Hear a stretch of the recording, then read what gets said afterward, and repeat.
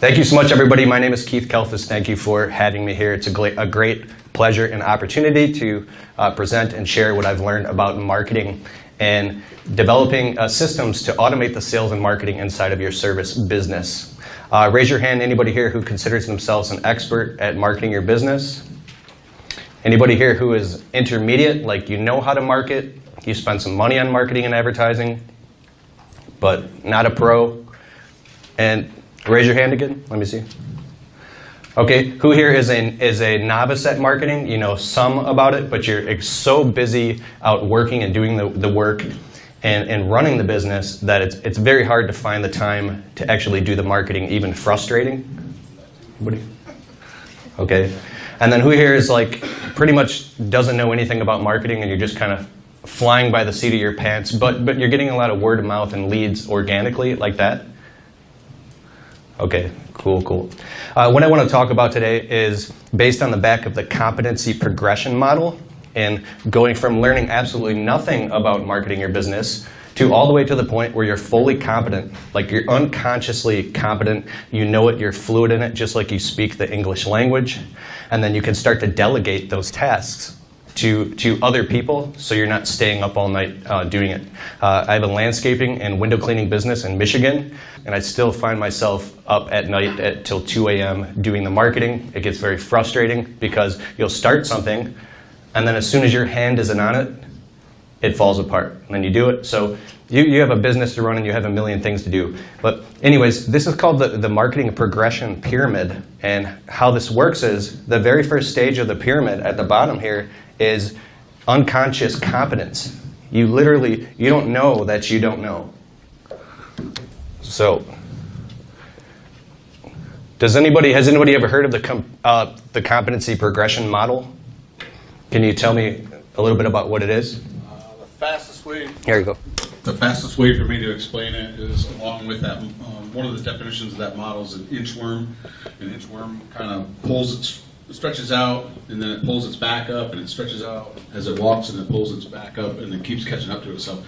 So as you learn through the model, you're improving your day-to-day. You're better than you were yesterday. That's probably the fastest way to explain it for me. Yeah, that makes sense. So you're blind, and you don't even know it until you walk a mile and you see a mile.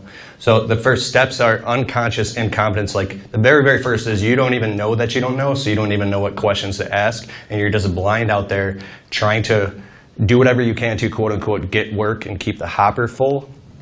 Now, that's like you know nothing. The very, very next step of that is conscious incompetence. Pardon me, I am slightly dyslexic, so. So conscious incompetence with your marketing is that when you get to phase number 2, and that's where you start asking questions. You start looking out at what other people are doing in their marketing.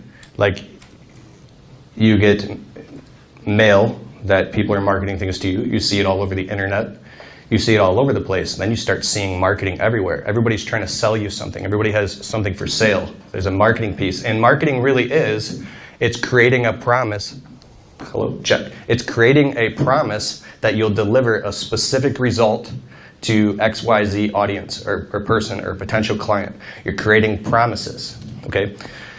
So when you start looking out, that's kind of dangerous as well, because in the second phase, it's called copycat marketing.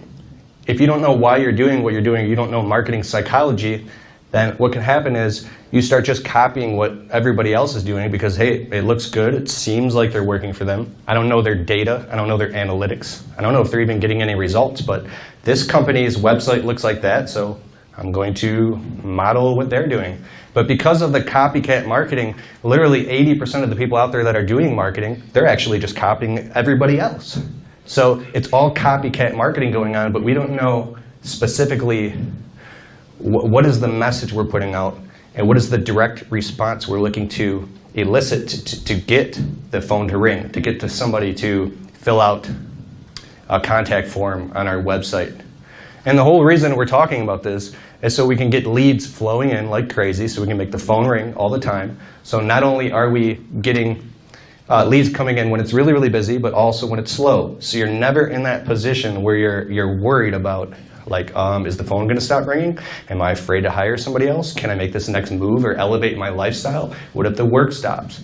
So learning all this, and the reason why we're talking about all this is so you can have leads coming into your business all the time, and you don't have to worry at all ever again about if you're going to, quote unquote, have money coming in. Does anybody ever worry about, what if all of a sudden the work stops, or does it get really slow?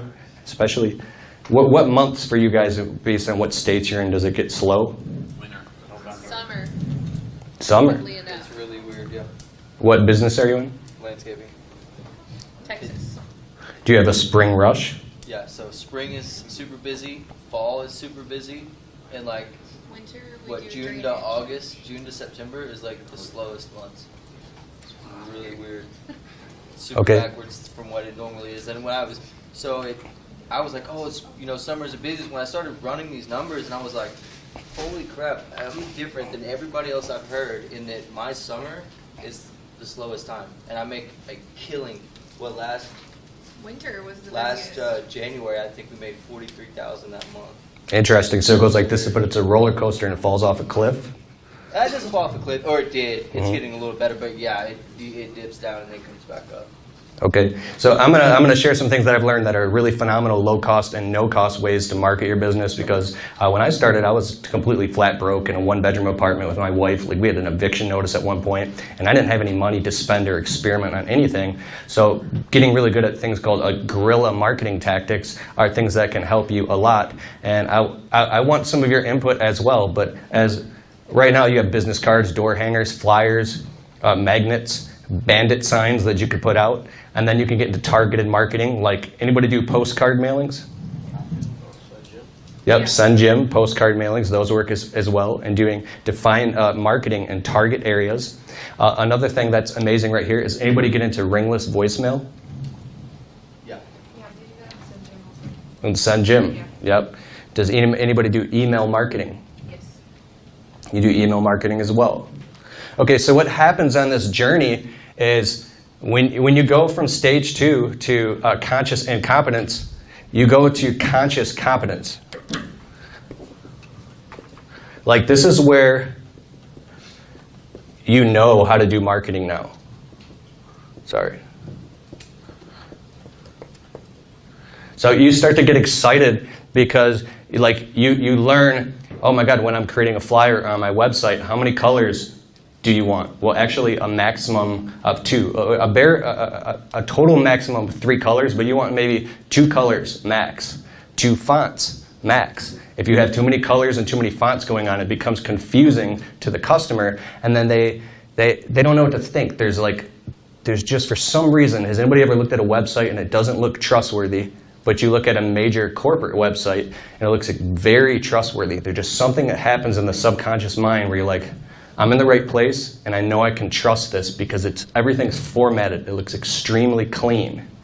So once you become conscious about this, and I want to give you some resources right now that you can write down and take notes. Does anybody listen to audiobooks? There's some phenomenal books that you can pick up and listen to while you work that'll enlighten your mind on all of this. So basically, we're gonna write here, Literally Everything by Seth Godin. That's great. That's great author. He's written books like The Linchpin.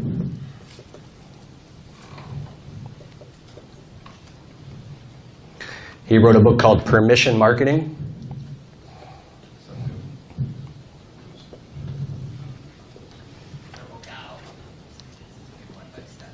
What is that?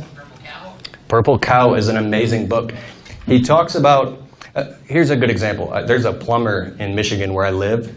Literally the entire side of his van is like a half-naked dude sitting on the toilet, but when he rolls it down the window, it's him driving. So, like, that's a purple cow. You can't miss that. By doing things that are bold, that other people notice and they can't forget. It could just be in the way you serve your customers. Maybe you send all your customers gourmet brownies and you knock their socks off. When you become bold with your marketing and you start to become really conscious and confident about that, then what happens on this third phase right here, when you're getting really, really good at it, you start to get not only experimental, but you start to have fun with it. Are the batteries dying on this? Is it? Check, check. All right. You start to have fun with your marketing. You start dabbling in Facebook ads, launching a Google Ads campaign. Does anybody do Facebook or Google Ads? Okay, so you get excited about your marketing, but the next thing is you can get overwhelmed and frustrated because you're trying to run a business all day, and then you're trying to manage the marketing at the same time and at night. Cool. Let's try this.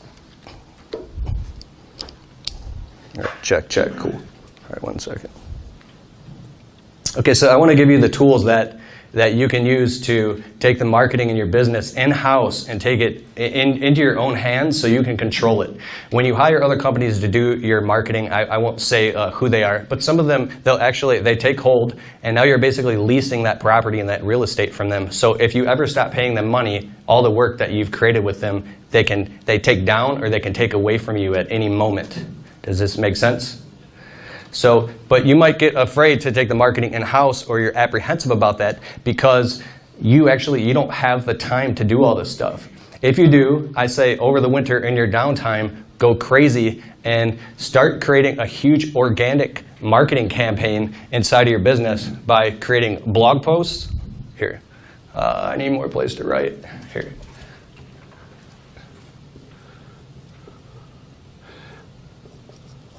Does anybody do search engine optimization in their business, write blog post articles? Okay, so most of you are so extremely busy running the business that it's hard to do all this, right? So I'm going to get to the next step here in a second, which is a thing that just like blew my mind and changed everything for me. So blog post articles, you obviously start an Instagram page for your business, a Facebook page, and all domain authority sites. You want to find the top 50 domain authority sites, and you can look this up, and you should create profiles on every single one of them, because these domain authority sites have strong backlinks that you're going to link back to your website. Yoast, Yext, local SEO, every single local business listing that will allow you to create a profile on it for free. You should do this and spend the time. It might take you like 10 hours to do it, but if you do it and you make sure all of your information, your business information, your phone number, your contact, the biography, everything, just like you were to create a profile on LinkedIn, make sure it's matching across all of these domain authority sites as much as you can do. This is something that you might pay a company $1,000 to do. That's all that they're really doing. They're just creating an interconnecting spider web of backlinks on the internet and running it all back to your website. Would you just be able to give me an example of the domain authority site? Yeah, so Google's bots, what they're doing is they're running scripts. Everything that you publish on the internet whatsoever at all, everything, a picture, a blog post, even a post on Facebook, Google's bots are always scanning that, and they're reading the keyword density, what is it about, and they're categorizing it through search engine optimization. They're categorizing it into a library. Imagine if you walk through a physical library and you see like drama section, this is the section on healthcare, plant. It takes the information that you're publishing online and it puts it where it belongs based off of whatever the content is. So when you start becoming aware of this and deliberately creating information in your business, like let's just say you shot a YouTube video about, do we have a lot of landscapers here? Okay, you shot a YouTube video about landscaping, you put heavy keywords in the title saying, best landscaping service near me in Atlanta, Georgia with the zip code. And then inside of the description, you write a whole description about the landscape project based off things that customers that are actually locally typing in and searching for. And then you fill out all of the tags on YouTube. And now you publish those videos like once a week, right? Here, I want to show you something. Can I actually like raise this up? That little switch Where? on the other side. Underneath your Right blog here. posts. Yep. Sweet. All right, check this out. My only worry today is that I like don't overwhelm you guys. And like, can I turn this off?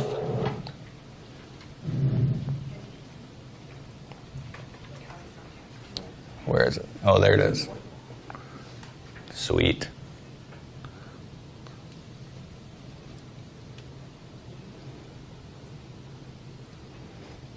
Function is not available. Oh wait, dude, you said, are you sure? Sweet. Yeah. All right, yeah, so here's what I'm talking about. Here's the top of your funnel right here. And when I talk about the top 50 domain authority sites, you're obviously going to have your Facebook, you're going to have Instagram, you're going to have LinkedIn, you're going to have Yext, any local citation website that will allow you to create a presence. Just literally look this up. Top 50 local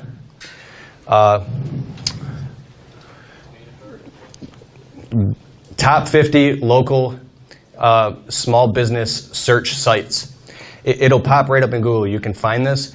There's something called Yext, Y-E-X-T. They want you to pay for the service, and they're just literally doing this for you, but you don't have to pay for them. You could do it all yourself. So all of these lead sources, you have Google Ads, you have Facebook. All of these are all of your lead sources. Now, probably 20% of your 80% of your leads are going to come from 20% of your lead sources, which would be probably Google My Business and probably word of mouth. But you still want to have a presence on all these other sites because you're creating these backlinks. A backlink is basically the custom unique URL that you get, like your facebook.com/your business, linkedin.com/your name. These URLs, when you place them on your website and then you embed them inside of what the Google bots is searching, say if it's on a blog post article, a YouTube video, a description, they say this is a blog post. Anything that you're creating and publishing online that has these backlinks going into it, that's linking back to your website, which is your main home page of your landscaping business with a contact form and a phone number, what it's doing is it's powering up your website because you have the more backlinks than anybody else. So Google and the internet is built completely on backlinks and keyword density. So whoever has the most of this stuff, and it's the highest quality, and it's the most of what a human would actually do. I'm not saying hiring somebody to just post a bunch of crud on the internet, but doing something genuinely, sitting down and writing blog post articles and creating YouTube videos and Instagram posts and things for your business that not only satisfy Google, but satisfy real people who are looking on their phones and laptops trying to find your business. For instance, like a landscaping video on YouTube that's saying, "Hi, I'm Joe with Joe's Landscaping in Atlanta, Georgia. Nice to meet you. Today, we're doing a project for a client right down the street from you, and we're building this retaining wall, and we're putting in a waterfall, and I'm going to show you a before and after sequence of video footage of what this property looked like before, during, and after, so you're getting the results in advance, and you're seeing exactly what you'll get if you hire us.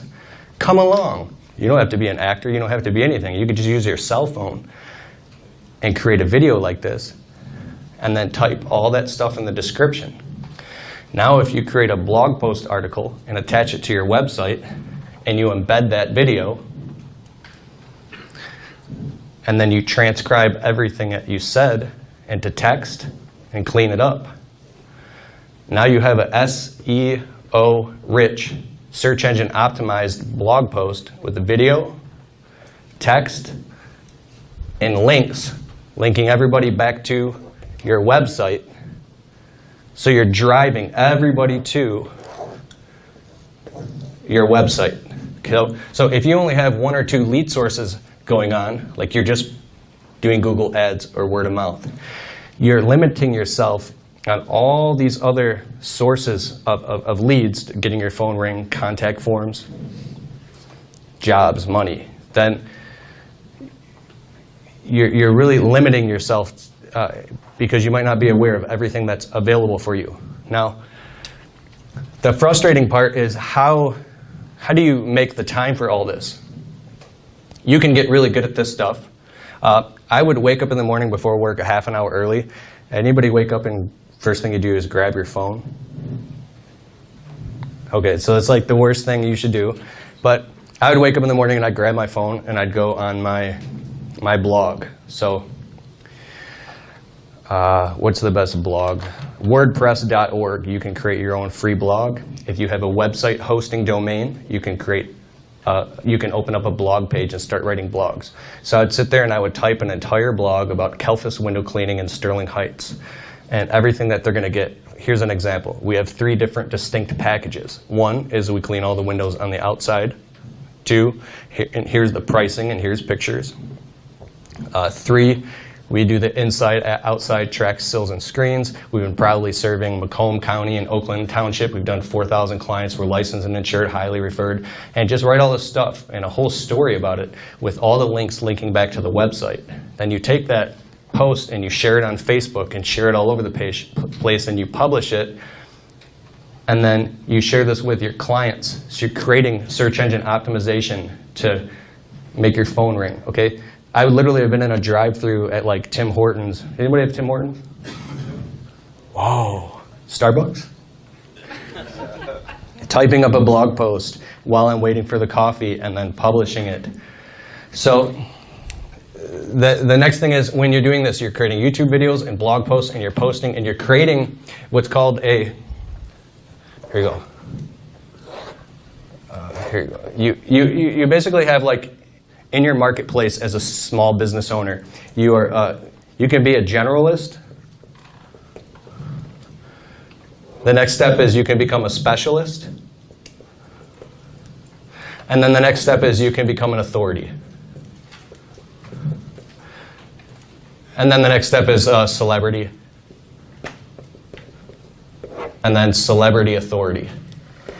So when you're publishing information online, blog posts, articles, videos, Instagram posts, you're creating Facebook ads, and you're putting this out there for your customers to see and putting it directly in front of your local target market, what happens is they begin to know you, like you, and trust you before they even meet you. So they're picking up the phone because they've already seen your work, they already see what you're doing, and they like it versus calling somebody that they don't know. I call this guy on Google, he's got 3 reviews. This guy has 50 reviews, and they're going to see on Google all these extra links and sites and authority sites attached to your business name. If they look you up, they're going to see videos popping up, they're going to see blog posts, and now they can go, whoa, okay, this company's been around for a while. They're an authority. They have more credibility because you're giving them results in advance. And you can actually intentionally, Good job. yeah, I used the word yesterday. I was like, you can manipulate the system. And he was like, you shouldn't use that word. But you can intentionally create this authority effect in your local marketplace to now where customers want to hire you because they saw you in the video and they like you. Does this make sense? Okay, so once you start to get all this down and now you get good at doing all this, the hardest part is because you're in handcuffs to your business in a way, and you're trying to do all this marketing stuff, and you're trying to make these videos and these blog posts, and now it's to the point where you're like up till Sunday night at 2 o'clock in the morning doing all this crazy marketing stuff, okay? Do we have any questions yet? Because I'm going to move to the next thing. Oh, I had one. No, I lost it. I'll get back to you. I just- Raise your hand if you think of it, because I definitely... What is it? I remembered it. Oh, Sorry. what is it? Is there any really good like training material online, like for people that are just really amateur with marketing and stuff like that? Just something we can follow like line by line and be successful. Specifically for, actually, Joshua Latimer and Brandon Vaughn, if you write down their names, they have something called the Marketing Super Course. It is mind-blowing. Joshua Latimer? Yeah. You have guys like, I won't name off all their names, but it's phenomenal. It's like a $1,000 course, but if you watch that thing 2-3 times, you'll become fully equipped. Even Joshua Latimer. I'm talking about industry specific. Yes. Okay, so when you create the blog post, you're saying that you put the links from all the domains in the blog post? So when you create the blog post, there's something called keyword density and link stuffing, which is a black hat SEO technique, which you shouldn't do, and I'm glad that you asked that question. So you want to be careful and just pepper these links in here and there. Like you ever read an article on the internet and it'll say a certain product, but it's like highlighted in blue, but you can click it and then it'll take you to something or take you to that thing. An embedded hyperlink, right? So you're creating these hyperlinks, which are actually, they're backlinks, and it's driving people to hopefully your website as soon as possible. In direct response marketing, advertising, when it comes to owning a local business, You want to get customers to your website and to pick up the phone as fast as possible. It's not something where you're going to take a sales letter and flip it on its side and create this whole long thing for customers before they buy something from you. So you want to drive them to your website as soon as possible by embedding these hyperlinks and then peppering in these other links because they're reading back and forth, and it's making you become an authority because you're connected to all these domain authorities. You're borrowing credit. And then I also have a course called the Marketing ROI course online. It's keithkalfas.com/ROI. And it's an entire live event that I do each year. And it's all the recordings of that live event that teach you how to market your business. What was the next question? Does it cost? Sorry. Is it free, you said, or does it cost? Anybody here in the room that gets it, I'll literally give it to you for 70% off. So if you buy the course online, I'm not here to sell you anything, but it's only for this room specifically. So what were you going to say? So is this the point where you try and target your market, or is that later on? Yeah. So when we get into target marketing, this is actually psychology, like creating price transparency. You want on your, if this is your, this is your website. If you start putting packages and pricing literally directly on your website, and you start using keywords that are specific, that speak the native language to the customers that you want to target, and talking about the specific areas right in your marketing, like what is a city that you live in that you really want to do work in, but you don't want to do work somewhere else? What's the city you want to do work in? Plymouth. Plymouth, okay? So when you talk about that in the marketing, you're actually creating these disqualifiers that make people who are reading it say, oh, that's not for me. I don't even live in that area. Or, oh wow, those price packages like $6,500. I was looking for something for like maybe $400 or $500. Or whatever. It could be the opposite, right? It could be something for $99. But when you're publishing what you do and what you serve to customers in the marketplace, and you're being very transparent about it and putting that online and in your marketing materials, people see that and it resonates with them or it doesn't. So when you get very intentional and realize that you can intentionally control people's perceptions based off your copywriting is salesmanship in print, then you can get dramatically higher results when you get into the psychology of it. You can learn stuff like this in a book called,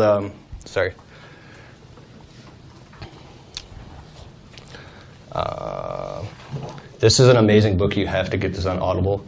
Robert, and I'll get to your questions in a second, Cialdini has 2 books. The one book is called Persuasion. And then the other book is called Persuasion.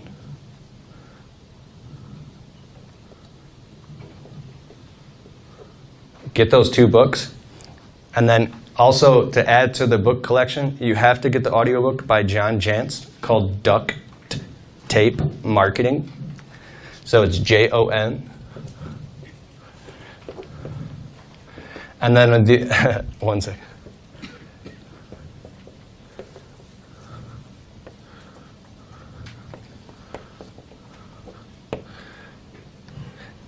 Then the final book that you must get to fill you in on everything that I'm talking about here is by R.L. Adams.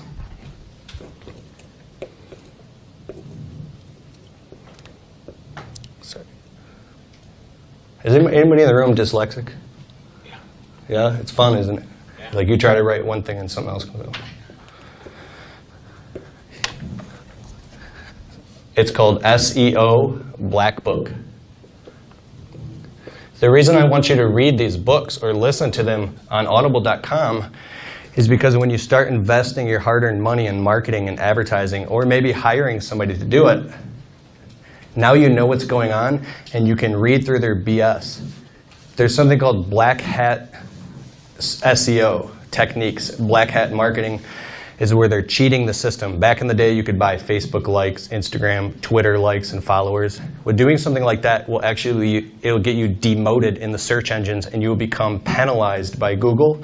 and they'll take your website from first place or first page and drop it all the way down to like the 14th page, and it will take you like years to get back up. So be very careful and make sure everything that you do is 100% like legal, moral, ethical, on the up and up. And you can get educated on all that stuff by these books by R.L. Adams. There's more questions before I go to the next phase. Can you write down the Joshua, the $1,000 marketing course you mentioned previously? Yeah. If any of you guys buy it, I need to call him up and I need to cut off this. He's getting no, but it's amazing. What's the name of the book, Keith? The book is by R.L. Adams on audible.com. He has several of them. SEO Black Book. Then he has books called SEO 2016, 2017, 2018. My friend Eric Reno owns a very successful roofing company, and I was passing him these books, and literally when I talk to him now, he's so enlightened on all this stuff. I'm like, where did you learn all this, dude? And it's specifically from the books, and I watch it happen with people around me. Was there any more questions before I go to the next phase? Okay. That's called the Sales and Marketing Super Course. If you own a service business, that'll equip you with everything that you need to know. It's very, very powerful stuff. So the third phase is conscious competence, right? Now we're going into the fourth step.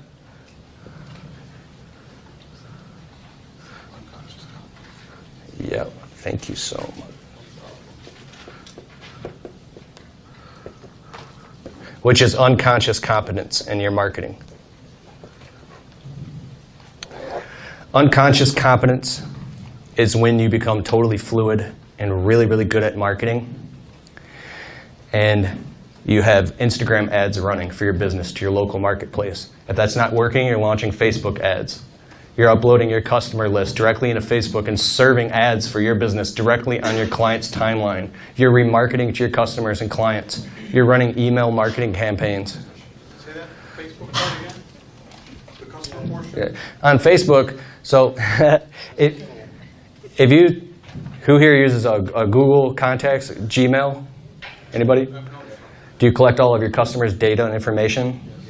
Obviously first name, last name, address, notes about them, especially their email. You want to take your customer list.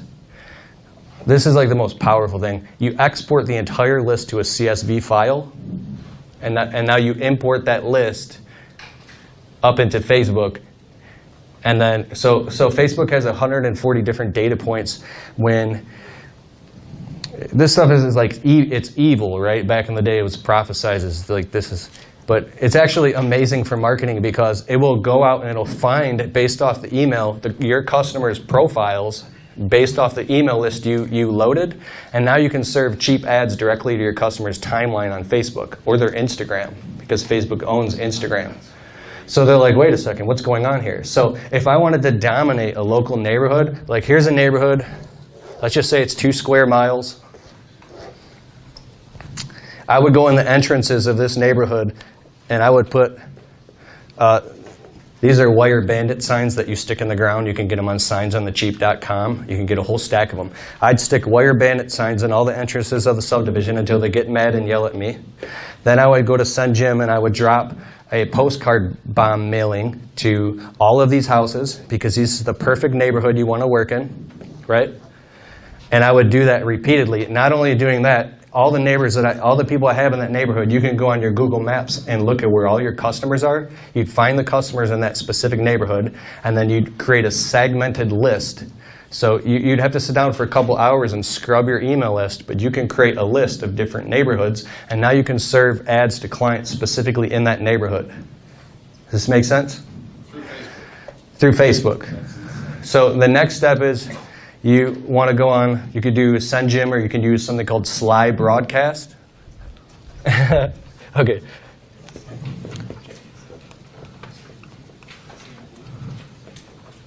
Okay, on slybroadcast.com, this is incredible. You can take all of your customers' phone numbers. So I have like 4,000 500 customers' contact information. You can export all of the phone numbers into lists, and now you can create a ringless voicemail campaign, which is like, here's the way mine goes. The one I did this spring.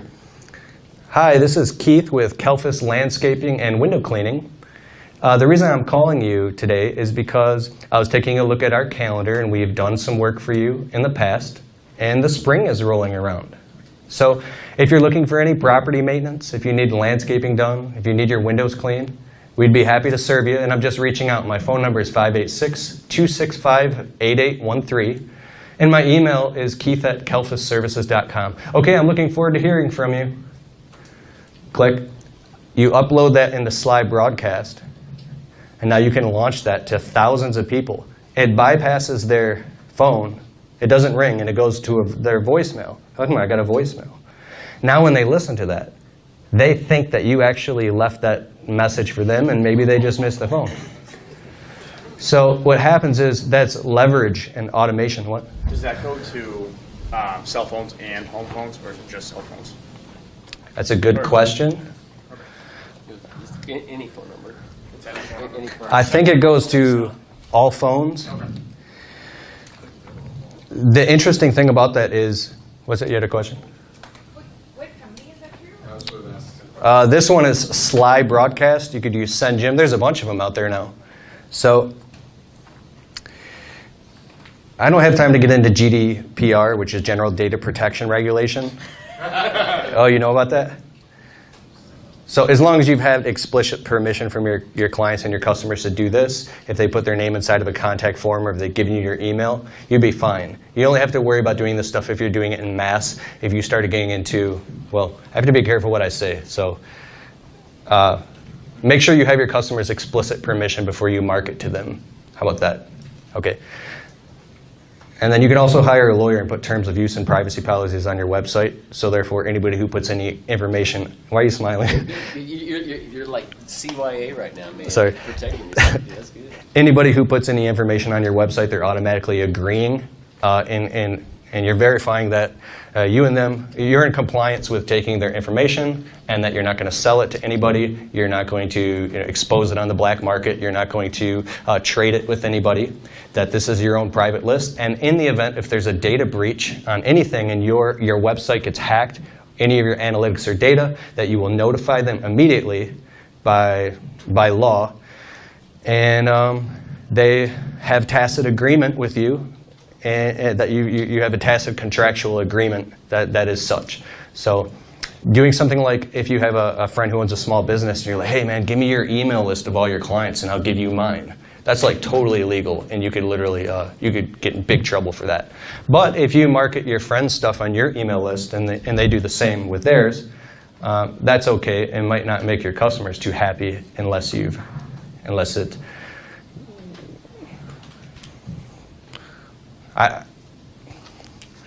I'm sorry. Okay, so there's one more thing I want to talk about before I go to this next thing. And how much time do I have? As much as you need, we'll put it down. Okay, I want to show you how the Sly Broadcast works, and I want to warn you about this. So if you have a customer data list of 5,000 people, and you import all 5,000 of those at once, and you send out 5,000 or even 1,000 phone calls, you just literally set yourself up for doom, because your phone is going to be ringing off the hook, and now you're going to make a lot of people mad. It's smart to take those and segment it and export them to an Excel spreadsheet and pump those out to 100 phone calls at a time, lists of 100, and drip feed them into the system so you don't get overwhelmed with a whole bunch of work. What's your time frame in between dropping those in? 3 days, a week, 2 weeks? It depends on how many of those leads are calling you asking for work. So you're going to have to buffer it based off of your production capability and the capacity in which you can take on work. So if nothing happens and only 2 people call, go ahead and drop the next one, right? But it takes about a 3-week turnaround time from any marketing or advertising piece that you put in. There's about a 3-week cycle from which you start really seeing and looking at the results. It's not always immediate. So that's why you should always stay on the top of your customer's mind by putting out all this information that I'm talking about right here. They might hire you one time, and then you didn't keep in touch with them via email, by a ringless voicemail, by calling them and following up with them. And now they go with somebody else who maybe doesn't even create a good service like you do. You just did your customer a disservice by not following up with them. You should follow up with them all the time, okay? So I hope you've all got that written down, slide broadcast. The next thing I want to show you is an email marketing campaign.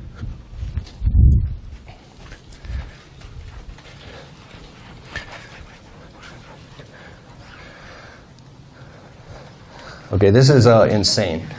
When you get customers' emails on your contact form and you collect them from every single customer you talk to on the phone,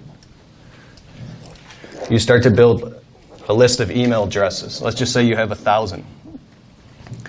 You can get an email autoresponder marketing sequence software that starts to communicate with all these customers on autopilot. We all get them inside of our phones. When you refresh your email every day, you see people emailing you stuff, and you know that's automated. They're not typing that to you. Well, you can start to do the same exact thing with your clients and customers by putting out monthly or even quarterly newsletters. So let's say you have a quarterly newsletter. Every single time there's some type of an event or holiday, you could do like Labor Day sales. You could go on and on and on. And how you do this is by creating a marketing calendar, and you plan this out in your slow season. You say, this is what we're going to do for the year in our marketing, okay? And email marketing is a big part of that. So here's all the different reasons why you can pick why you'd want to follow up with your customers to keep offers going out in front of them all the time on their email, so they go, oh yeah, honey, we do need this project done. That's crazy. So, or maybe they were thinking about it and they got the email and they just kind of save it, and then when they're ready, they're going to call you because you emailed them and your competition didn't, okay? So if you type up an email to a customer and you do it in a personalized tone, like Mrs. Jones, you wouldn't, you can put their first name in it, and then it'll automate it so their name actually pops up. But you can say the spring is rolling around and we're offering these cleanouts, pond cleanouts, spring cleanups, anything, and we're giving a 10% discount for the month of June, okay? You type up that one email and you upload your customer contact list, right? And now you can launch that email to 1,000 people. And if that email works, and customers start calling you and emailing you back, actually, yeah, I would like you to come and do a clean out or do something like that. If it's a good email, then you want to add it to your autoresponder sequence, which means you put it in the chain of something that goes out every single spring this time now. So once you start to build up this whole arsenal of email marketing newsletters, they'll become automated. To now, they just start going out automatically to your customers all the time while you're out on some job site stressing out and trying to like fix some fire, and then the phone's ringing. You totally forgot that like 3 p.m. on Friday, this email went out to 1,000 people, and the leads just keep coming in. Does that make sense? So you're setting up these marketing systems inside of your business that it's just happening no matter what you're doing. It's a phenomenal way to create leverage. Okay, so the next step here is number 4. I was aware that everything I'm talking about might be a little bit overwhelming, a lot of information, because it is. What's that? Can I ask a question about email? Yeah. When people say, hey, just email me the quote, I hate that because it's very impersonal and they're just then comparing numbers. I want to be able to, but, so is there a good way or a better way to send a quote that either has to go through my website or something that gives me better sales pitch than just sending an email? Here's the quote. You can email them a quote with a press kit that includes your general liability policy, a story about your business, and pictures of what you've done, and then links to your website inside of the email and attachments that they can get this whole kind of portfolio. You can give them a nice handwritten quote or a typed up quote that also redundantly the computer you typed it from triggers a digital quote as well. Okay. I hope I'm answering the question. Yeah, I think so. I don't know how to do it. So because cloning things digitally is free, let's just say you went on Google Docs and you started to create a portfolio of really nice pictures and pieces of information that you would like to give to a really big client that I really hope I land this job on, but just put everything in there that I possibly can, so when they see it, they want to go with you because the other guy just sent them a quote, right? Well, what if you did that and you just duplicated it and you started adding it to every single one, right? So would that be like a PowerPoint, but in an email? So how you actually do it is, do you use do you use Java or a software program? Just QuickBooks. QuickBooks? Okay, what's your email service provider? iCloud. iCloud? Okay, so say on the desktop or your computer, do you do it on your phone or your computer? Both. Both? So let's say your phone or your computer, you have a folder with your proof of insurance, before and after photos of what you've done, a story about your business. You can even include a couple video links to some videos you've done. Anything that you can add in there that creates more value and creates more trust for the customer. You're just going to drag and drop those things inside of the email as attached links. Just like somebody would send you an attachment, right? So you throw those attachments in there each time. Now that takes extra work. That might take extra 30 seconds. Sometimes you don't have that. That's when you start getting into software that does it for you automatically, and then that'll buy you back more time. Does that make sense? Right. So I think that's an extra thing that you can do aside from just sending a digital quote. And then you can trigger an email if you do have a basic software that does it, that follows up with them automatically on the spot, says we'd be very happy to work with you. Another one that follows up with them, if they don't accept the quote in 48 hours, it automatically follows up with them with an email that's, hey, we're following. Oh, I have 5 minutes? 10 minutes? What do you want, 5 or 10? Oh, like, I have 10 is all I can have, I'll do 10. 15? Is it okay? Yeah. Keep talking.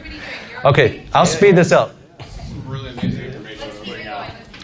When you get really good at all this stuff, then you find yourself like getting frustrated because you're doing all this. Now you are good at it. You are unconsciously competent, which means you're fully fluid at marketing, and you're doing it. You have all these marketing systems set up in your business. The phone is ringing all the time. It's really, really cool, but it's a double-edged sword because now you're in handcuffs to doing all this stuff all the time. Some of it's automated, some of it you have to keep doing. There's a new step that helped me out tremendously in the last 2 years, and that's the fourth phase in the marketing progression pyramid, and that's hiring other people to do it for you. I'm not talking about your little cousin David who's 18. You're like, oh, has anybody ever you just wish you could have that person in your business and you start looking for that person to hire? Yeah, but I can't pay him like $30 an hour. I need someone for like $10 an hour or something. Somebody I could pay cash on the side. They just do it 2-3 hours a week. Doing that stuff, you can try it. For me, it's blown up in my face. I've tried to hire people from my cousin to my little sister, and I'd put them in my office on the weekends. And now I'm trying to teach them how to do it all, and then they're messing it up, and I'm pulling my hair out.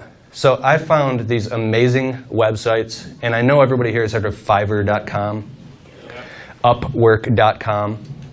You might have even dabbled in the past and gone on Fiverr.com and spent $5 to have somebody do something silly. Well, these websites have progressed so much to now where you have real industry professionals all over the world who are experts at pay-per-click, Google ads, Facebook ads, video editing, blog post creation, internet marketing campaigns, project managers, people that can help you with all of the marketing inside of your business. And now they work for you. You don't have to put them on the books. You don't have to put them in the office. You don't have to pay payroll taxes on them. I have 6 different virtual assistants working from me. Anywhere from my Facebook ads guy is in Spain. He's awesome. My new Google ads guy is in Greece. My video editor who was just Voxering me right before this, said my new video is in Dropbox right now, and he's in Russia. I pay him $50 per video. I'm not going to tell you their names, you got to find your own. But my other virtual assistant, who's part-time just when I need her, she's a data entry specialist. When I was talking about exporting these lists into slide broadcasts, like, oh my God, figuring out Excel and doing it all, and then you get stuck, I just call her up. And then on Upwork.com, I have a contract set up in an escrow account. What happens is, my wife and I were in the office over the winter trying to do this, and we were like frustrated. I try to get her to help me sometimes because she's really smart and good at stuff. And she delegated the task to the virtual assistant, who's our new data entry specialist. This would have taken us, like, I swear to God, like 9 hours. I did the math. We wouldn't have been able to go out to eat on our date night or anything. I send this data to the data entry specialist, and she literally puts it in spreadsheets, like immediately segmented just the way I want it, and she was done in like 20 minutes. And she's $20 an hour. I think I paid her like that whole week like 12 bucks or something. So for under $1,000 a month, I have 6 different virtual assistants working who are experts doing all these things, right? So I want you to go on Upwork.com. You have to write this down, and Fiverr.com, which is Fiverr.com, and start looking through the different people that can help you do the sales and marketing and all this crazy stuff, search engine optimization inside of your business.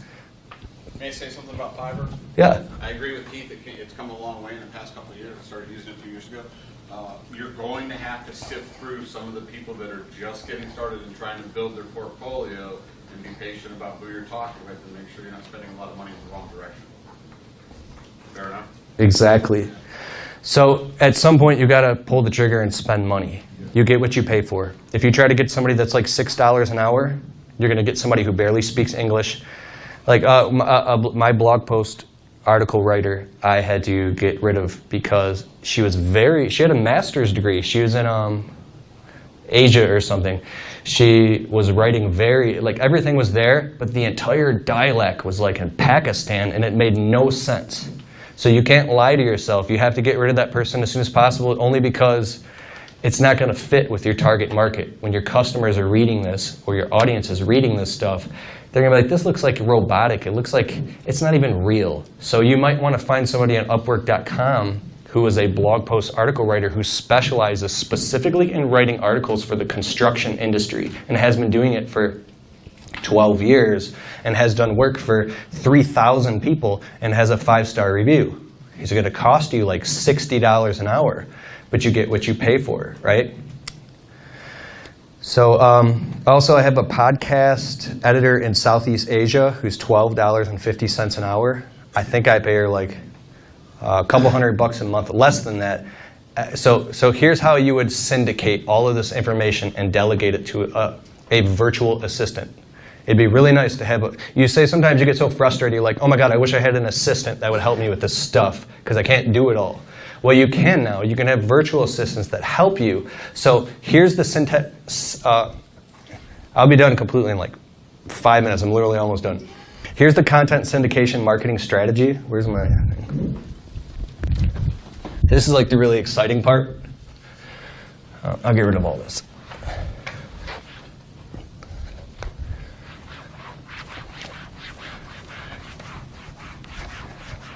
This part's insane. This is like my favorite part.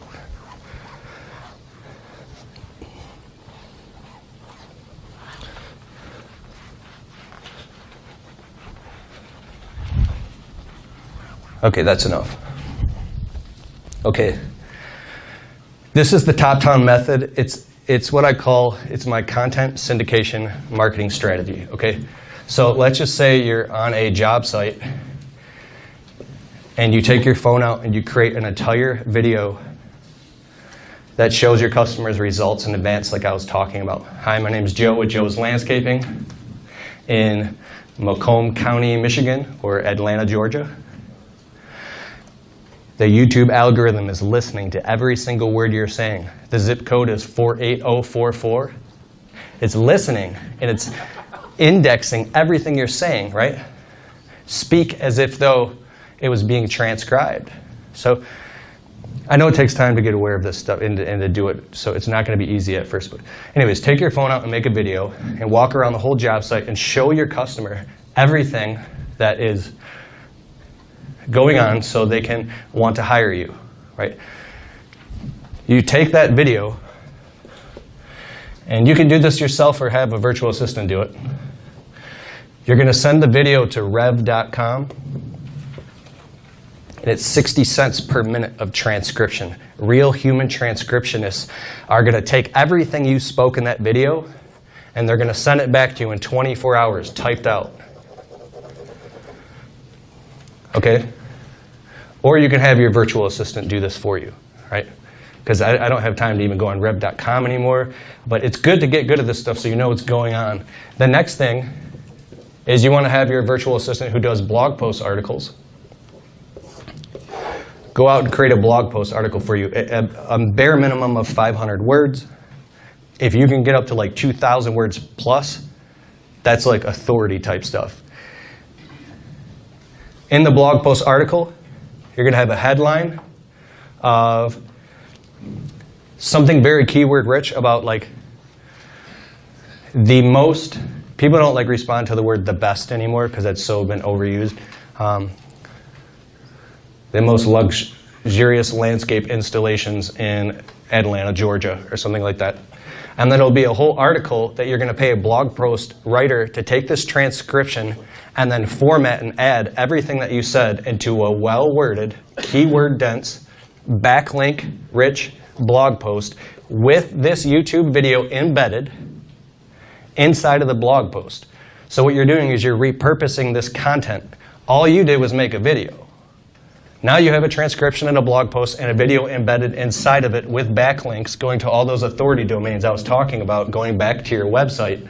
But the next thing you're going to do is you can take and you can extract the audio from the video. And now you can create an intro and an outro, and you can create a podcast.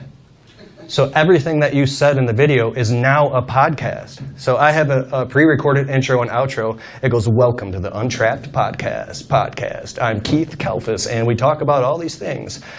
My blog post editor in Asia takes that, and she now automatically just takes my latest videos, and she puts an intro and an outro, and goes on libsyn.com. I don't know if anybody here wants to start a podcast. I know Paul Jameson has one. And then Libsyn, it's a content distribution platform.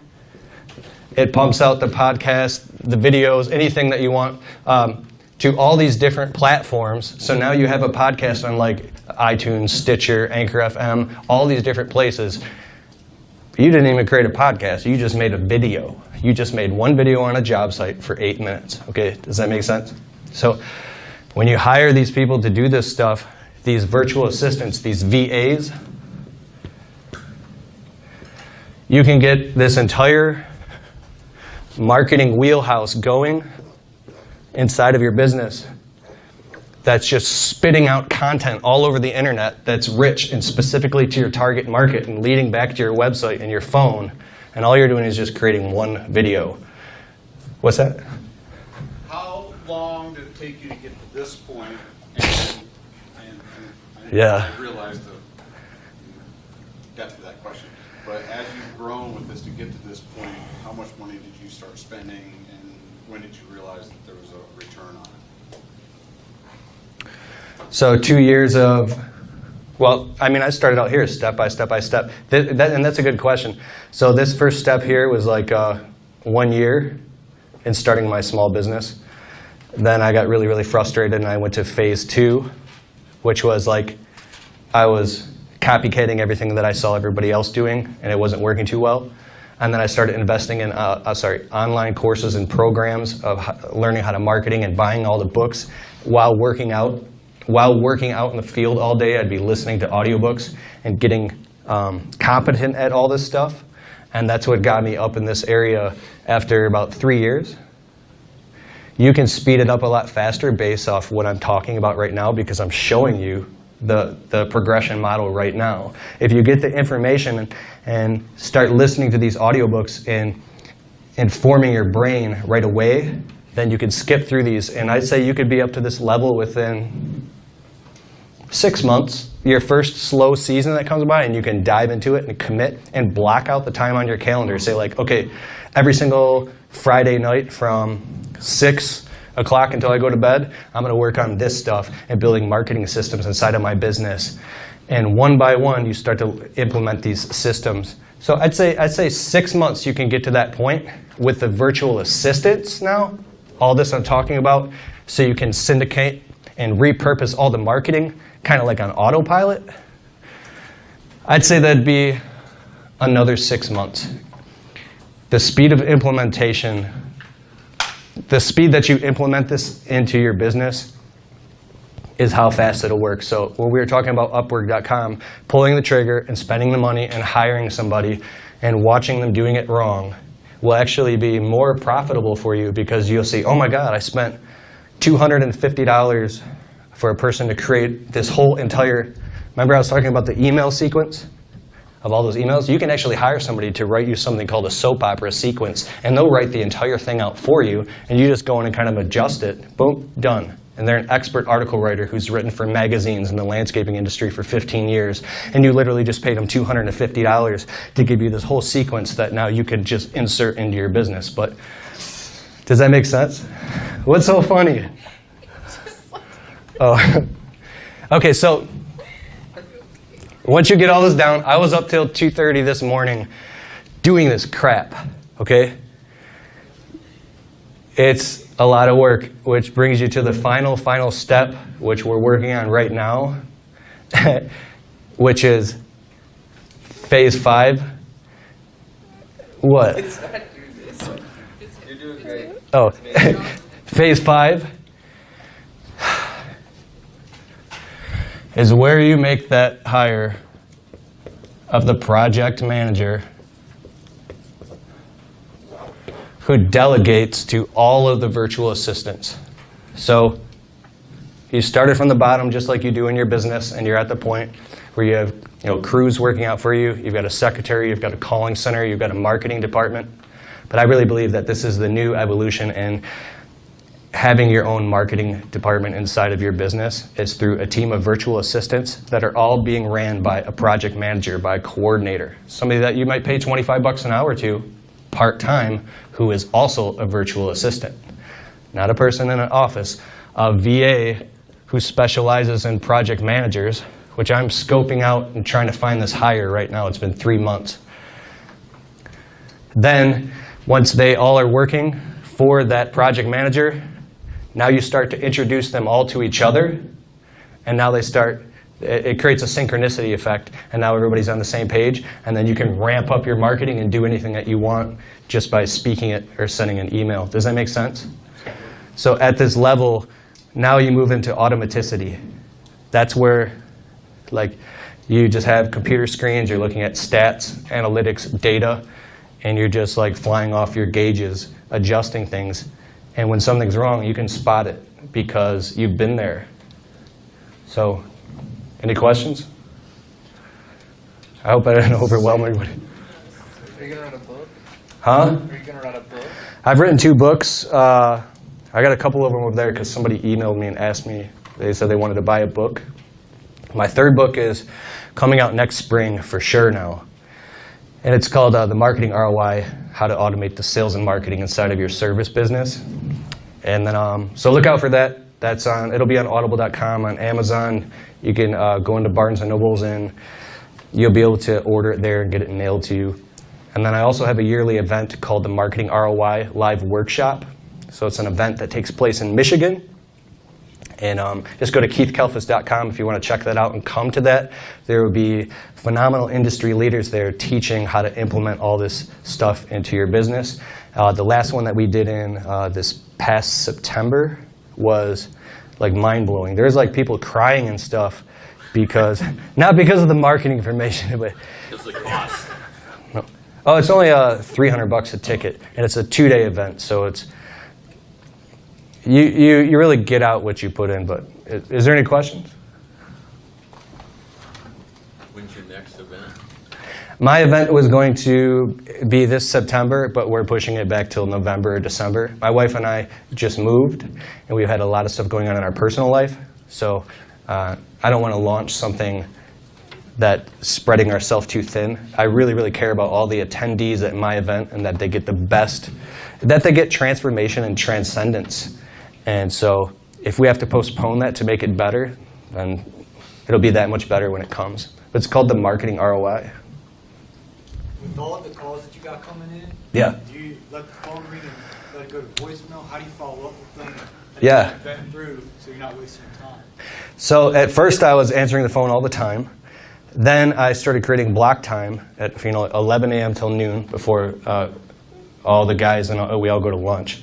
And then in the afternoon, then I got so sick of that because like a fire will break out in the business at 11 and I can't do it. Like you can never stick to the things that you say you're going to do because you're running a business. It's like a chess table that's rotating and turning in real time. It's so frustrating, but that's how you make things happen. But I finally pulled the trigger and I hired a company called Jill's Office. If you go on my YouTube channel, it's like 5 videos down. I did a whole video about it. They're a... We use something like that. Oh, you do? Saves. What do you use? Pin collars. Pin collars? Pink. Pink collars? Yep. that'd be Sweet. good.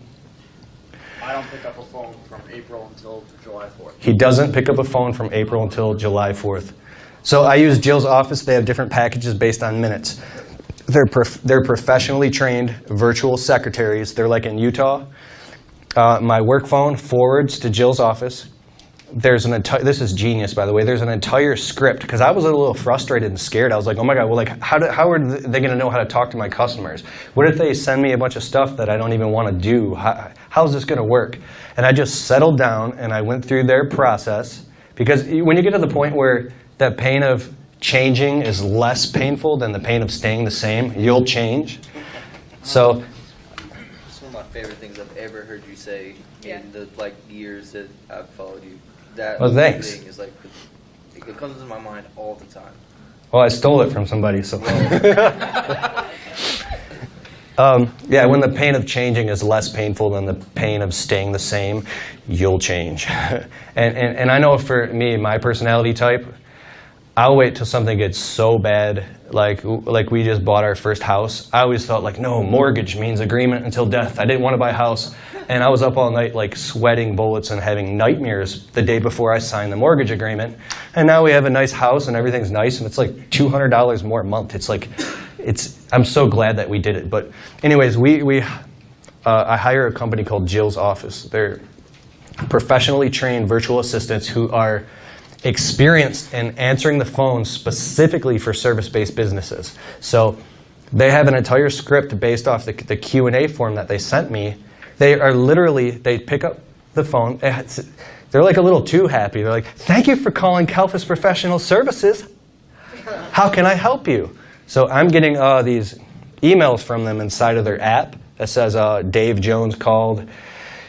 We booked him for a window cleaning for $349 next Wednesday from 1 until 3 p.m. And he's booked. I'm like, ching. We literally just show up and do the window cleaning and get paid because it's already blocked out on the calendar because we've systematized it. But all the landscaping quotes, I have to visit in person. We block out times based off area. I do landscaping quotes in a tight radius. There's like 4 zip codes where we live. So in the morning, I'm in this zip code. In the afternoon, I'm here. And in the evening, I'm in this zip code. So they book my quotes according to zip code when they talk to the customer and qualify them. So I'll have like 10 quotes booked. And I just show up at the quotes because the secretary already handled it. Does that make sense? Jill's Office. These guys, whatever company it is, they close 60 to 70% of the calls that come in for them. So they send them a quote, and I get 60 to 75% of whatever they quote. Say that on the mic, dude. So all these phone services, virtual assistants, we get about 500 quotes a year, and we're closing 60 to 70% of them. And all they're doing is giving them everything what we're gonna do, their expectations, what they should expect us to do, what they should do. And the quote gets approved, I schedule it, and it's in the system. Saved us. From college? Yeah, saved us hundreds of hours. Here's one thing that I learned. It's not all or none. You don't have to just pull the trigger and hire someone for like $2,000 a month. I used to freak out about this. Oh my God, I got to lease an office and put a secretary on payroll. You can literally start out and hire somebody 1 hour a week. Just try it. Just do an experiment. Okay, I'm going to try this, but I want to start at the lowest possible, 1 hour per week, and just see if it works. Okay, next, and then we'll do 5 hours per week. I'll start out by hiring one virtual assistant one time on Fiverr.com, and I'm only going to spend $25 and see how it works. If it works, give yourself a budget. One huge thing you could do is start a brand new business checking account and peel off whatever it is for you. For me, it was 7% of gross annual revenue. So when I did $100,000 a year, it was $7,000 a year. I broke that up amongst the season to this much a month. I said this is my allotted amount that I can spend on marketing and advertising every single month. So for me, at one time, it was $500 a month, right? In my internet business, it's $1,000 a month, right?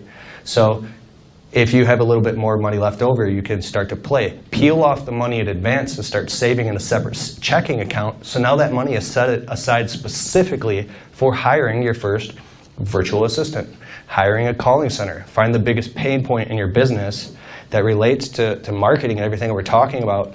And then you can start to free up your time a little bit to make yourself busier so you can do more crap. You know what I'm saying? So that's the end of my talk. Is there any more questions? I hope that served you. It's my honor. Thank you so very much, and I appreciate it.